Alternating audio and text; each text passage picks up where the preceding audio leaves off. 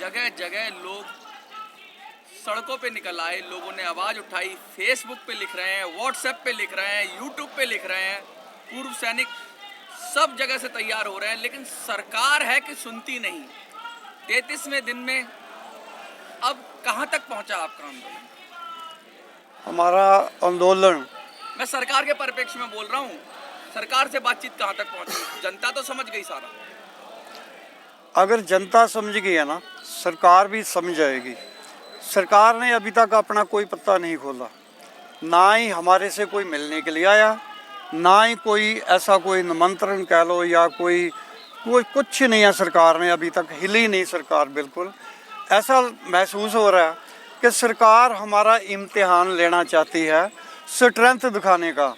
जैसे कि स्ट्रेंथ 3% वालों ने दिखाकर 97% वालों का पूरे अधिकार छीन लिए हैं। शायद सरकार यही सोच रही है। ऐसा नहीं है, आपने ज़्यादातर आप सीधे लोग हो, सैनिक सीधा होता है। सरकार की को सब पता है और सरकार अब इसको डीरेल करने की रणनीतियां बना रही है। लगातार मीडिया में खबरें आ रही हैं। रिसेंटली मैं आज की एक खबर बताता हूं आपको, उस पर प्रतिक्रिया चाहूँगा।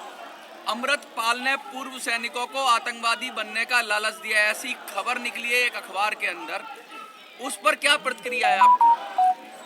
मैं बेसिकली अमृतपाल का नाम ही सुनना नहीं चाहता, क्योंकि बड़े अखबार ने, देश के बड़े अखबार ने, हिंदी अखबार ने उसको प्रिंट किया है और सीधा सीधा खबर बनाई है।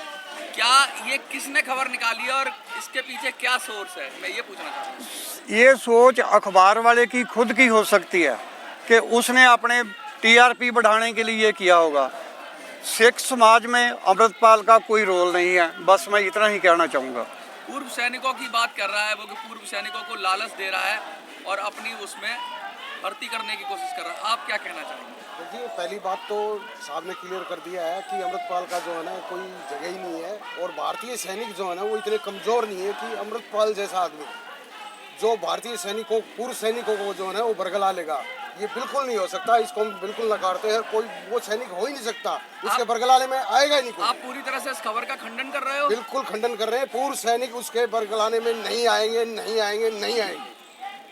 सर, पूर्व सैनिकों की इतना बड़ा आंदोलन चल रहा है सदर्न इंडिया के अंदर, साउथ के अंदर बहुत सारे लोग फेसबुक पर लिख रहे हैं, व्हाट्सएप पर लिख रहे हैं, और बहुत ज़्यादा क्योस हो रहा है, बहुत ज़्यादा कहते हैं कि एकदम अराजकता का माहौल है। उस पर क्या कहना चाहिए? नहीं, फेसबुक में जो लिखता है वो थोड़ा कुछ आदमी लिखता है, मगर कुछ चंद परसेंटेज, वो तो हर डिपार्टमेंट में तो आपको मिलेंगे। ऐसा नहीं है हर डिपार्टमेंट में पूरा 100% सही तो नहीं मिलेंगे, 1-2% होता ही है। हमारा सेना में भी होता है ऐसे, जो एक टुकड़ियों में होता रहता है। क्या इसके पीछे कोई साजिश है या साजिश तो ऐसे है, वो किसी को कुछ करने के लिए वो अपना दिमाग लगा रहा है। मतलब उसको पता है हमको जो भी मिलना है, इन लोग यहाँ लड़ाई लड़ रहा है, सरकार के पास निवेदन रखा है, मिलेगा। जो मिलेगा तो उनको भी मिलेगा, लेकिन वो उसको चंद देर के लिए किसी को कुछ करने के लिए ऐसे किया जा रहा है। अफसरों को खुश करने की बात कर रहे हैं आप? बिल्कुल, अफसरों को कुछ करने के लिए, जो कि उसके अंदर जो लीडरशिप में अफसर होता है ये, अब उस अफसर इस चीज़ को सुने, इस चीज़ को देखे जो आपका साथ में है, ये दिखाना चाहता है और कुछ नहीं। सर, 3 तारीख की आप लगातार बात कह रहे हो, लेकिन कुछ संगठन हैं आपके साथ तो हैं, लेकिन 3 अप्रैल को ना कह के वो अपना अलग ही तरीके से आंदोलन चला रहे हो, उनको क्या कहना चाहोगे आप? ये 15 अप्रैल वाली जो चीज़ है ना, जो कहानी है, वो उनकी अपनी है। वो उस कहानी के साथ हमारा कोई भी लेना देना नहीं है। सबका सैनिक संघर्ष कमेटी का उससे कोई कुछ लेना देना नहीं है। हम ये पहले भी, कल भी साफ कर चुके थे, आज भी करते हैं, फिर दोबारा करते हैं कि सिर्फ तो सिर्फ हमारा 3 अप्रैल को ही प्रोग्राम होगा। 15 अप्रैल के साथ हमारा कोई लेना देना नहीं है। आज जत्था कहाँ से आया है आपका? मेरठ से। आज पूरी जितनी भी है यूपी के मेरठ से पूरा ये आज जत्था आया है। तो कुछ का आज कमी है, वो सिर्फ बारिश के कारण। फिर भी हम लोग पूरे डटे हुए हैं इन्हीं स्ट्रेंथ के साथ ही। एक महिला भी आपके साथ बैठी हुई है, थोड़ा इनका परिचय कराइए और क्या कहना चाहती हैं आप? मैम, आप कोई बात नहीं। ठीक, तो इस प्रकार की बातें लिखता है, फिर उसमें टीवी पे जो पत्रकार करता है, तो यहाँ पे हमारे जो सैनिक भाई बैठे हैं, कैप्टन साहब बैठे हैं, सूबेदार साहब बैठे हैं, इनके बच्चे सारे आईपीएस इस प्रकार की बात सोच सकते हैं, मिल सकते हैं उनसे। बीच में आओ अगर बोलना है कुछ। इनके तो बच्चे हैं बीच में आओ, बीच में। जो हमारे कप्तान साहब बैठे जिन्हों भरोसा है, जो 1 महीने से बैठे हैं, 33वां दिन हो चुका है, इनके बच्चे 2-2 3-3 IPS ऑफिसर हैं, उस तरफ जा सकते हैं ये? बिल्कुल हमारे कोई 1% भी विश्वास नहीं है कि जहाँ बैठे हुए आप हमारे कुछ सैनिक इस प्रकार की बात सोच जिस सकते हैं। तरह के ये क्योस ना हो उसको रहा मिलने है, देंगे इस प्रकार। जिस तरह के क्योस हो रहे हैं, जिस तरह की स्थिति हो रही है, क्या लग रहा है कहीं सरकार या सरकारी की तरफ से या सरकार के समर्थक कुछ लोग इसको डीरेल करने के लिए एक सोची समझी ताकत से आएंगे, तो उसका जवाब कैसे देंगे आप? क्योंकि जिस तरह की खबरें चल रही हैं अभी, अमृतपाल का प्रकरण हो या कोई और प्रकरण हो, उसमें सब में आपके ऊपर आरोप भी लगेंगे, अभी तो और संगीन आरोप आएंगे आप लोगों के ऊपर, उसको कैसे हैंडल करेंगे? देखो, हम लोग शिक्षित हैं, हम लोग डिसिप्लिन्ड हैं। ऐसे ऐसे जितने भी योजना हैं उनको टैकल करना हमें आता है। सबसे पहले हम भारतीय हैं, उसके बाद में सैनिक हैं। सैनिक भी वो जो बॉर्डरों के ऊपर लड़ाई लड़ने वाले हैं। हर योजना को टैकल करने का तरीका हमें ट्रेनिंग में सिखाया जाता है और वो वक्त आने पर हम उस तरीके को अच्छी तरह उसको जवाब देंगे जैसे सर, उनकी जंग के बाणी है। खिलाड़ी हो, राजनीति के खिलाड़ी नहीं हो आप लोग। राजनीति के खिलाड़ी बहुत तेज होते हैं, आप लोग तो सिपाही हो। कैसे मुकाबला करोगे? ये फील्ड अलग है, यहाँ पे दाव पेच अलग होते हैं। अफसर तो कर लेते थे सरकार के साथ, अब सैनिक तो सीधा होता है। इस तरह की खबरें आएंगी तो कैसे? वही तो मैं कह रहा हूँ, क्या आप इसकी भी तैयारी कर रहे हो कुछ? इसका क्या जवाब दोगे? मैं आपको इसका जवाब देता हूँ।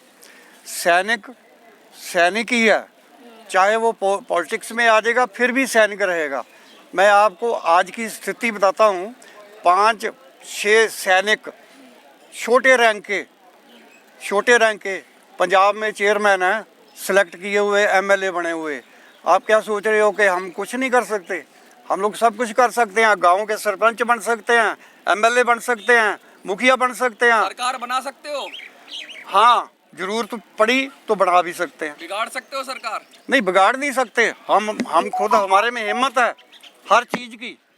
ऐसा नहीं है कि जंग के मैदान में अगर ये एक पॉलिटिक्स है, चुनावी क्षेत्र है, वो भी जंग का मैदान है। तो आप क्या कह रहे हैं कि आप खुद राजनीति में आना चाहते हम नहीं आएंगे। आप लोग हमारे मुंह में डाल रहे हो, उसका जवाब दे रहे हैं। हैं? अच्छा, एक और चीज़ बताइए कि जैसे आपने 3 पोस्टर्स के साथ में यहाँ पर जो धरना था वो शुरू किया था, अभी जो नंबर ऑफ पोस्टर्स हैं वो बढ़ते जा रहे हैं। रिसेंटली जो 2-3 दिन में जो ऐड हुए हैं उनमें कार्टून्स छपे हुए हैं। हर कार्टून में एक चीज़ कॉमन लिखी हुई है, काले दिल वाले ऑफिसर। तो आप ऑफिसर्स को काले दिल वाले क्यों कह रहे हैं? काले दिल वाले नहीं कह रहे। मैं तो आपके पोस्टरों की गिनती का जवाब पहले मैं दे दूँ आपको। फर्स्ट डे जिस दिन हमने शुरू किया था 20 को, तो एक ही ये भाई साहब थे हमारे इंटरव्यू लेने वाले। आज ये इतने इकट्ठे हो गए हो तो ये पोस्टर भी ऐसे ही लग गए हैं। बाबूजी, आपके पोस्टरों का जवाब देना था ना, वो इसी के ऊपर ही है। धीरे धीरे कारवा बनता गया, कारवां बनता गया। जैसे आप जुड़ते गए, पोस्टर जुड़ते गए, कारवा बनता गया। कारवां ये कहना चाह बनता रहे हो? गया, ऐसे ही कारवां आगे बढ़ता रहेगा। बाबूजी, आप भी जानते हो सरकार आपकी बात अगर सुनेगी तो सारी विसंगतियों को दूर करेगी, पर हमेशा आपको देख रहे हैं आप सरकार के न तो मैंने कोई खिलाफ में या कोई भी सवाल क्यों नहीं करते? कोई किसी तरह का दबाव है या क्या है इसके बीच में? नहीं, दबाव नहीं, कोई मजबूरी नहीं है। हम लोग सिर्फ डिसिप्लिन्ड है। हम लोग सिर्फ डिसिप्लिन में रहना चाहते हैं, पब्लिक से अलग हैं। जो हल्ला करने वाले शोर, मोदी है तो मजबूरी है, मोदी ही इसीलिए जरूरी है। ऐसा है, वो प्राइम मिनिस्टर है, वो प्राइम मिनिस्टर साहब है, प्राइम मिनिस्टर सर हैं। हम उनकी कदर करते हैं। जो भी वो डायलॉग बोलते हैं, डायलॉग तो बहुत बोलते हैं, पर हमारे डायलॉग भी कुछ सुने तब तो मज़ा आएगा। ऐसे हम लोग इधर बैठे हैं, हमारे कोई डायलॉग सुनने के लिए अभी तक तैयार नहीं है। प्रधानमंत्री को तो आपका डायलॉग सुनना चाहिए क्योंकि देश के लिए आपने इतनी सेवा की है। अब इस में भी अगर आपकी बात ना सुनी जाए तो फिर क्या होगा? हम लोग तो सिर्फ प्रार्थना कर सकते हैं, पर वो उनकी मर्जी है कि हमें कब टाइम देते हैं। हो सकता है हम उस टाइम का इंतज़ार कर रहे हैं और आपके थ्रू भी डेली हर मैसेज उनको जा रहा है। ऐसा तो नहीं है कि उनको पता नहीं लग रहा कि कोई बैठा हुआ है। जब उनको टाइम मिलेगा बुला लेगा।